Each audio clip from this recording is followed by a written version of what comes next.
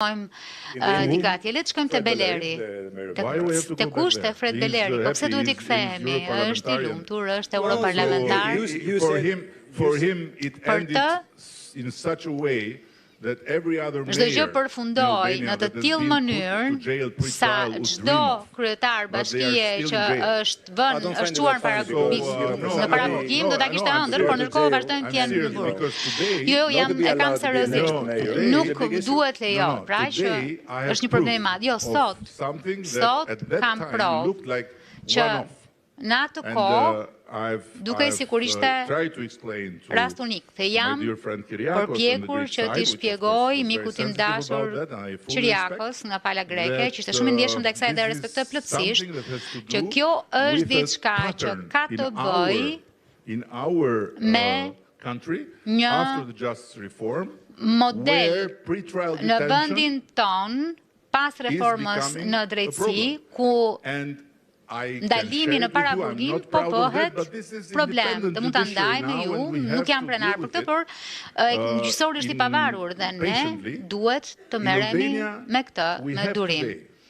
Në Shqipëri sot kemi 58% të personave në burgje që ende nuk kanë procedim gjyqësor, nuk kanë gjyq. Dhe kryetari I Bashkisë Tiranës nga partia ime, që s'ka lidhje me Greqinë, ka pasur një raport sepse ka qenë mik shumë I mirë me kryetarin e Bashkisë Atinës, është burgosur në janar të 2025-s dhe vazhdon të jetë ende në burg.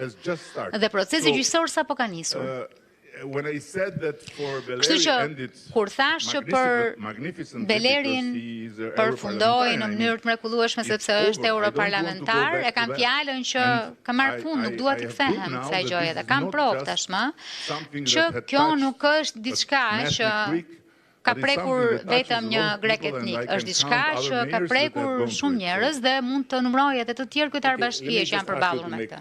Më lini t'ju pyes që ta kuptoj mirë. Me Katimerinin ju tha që ky ishte një episod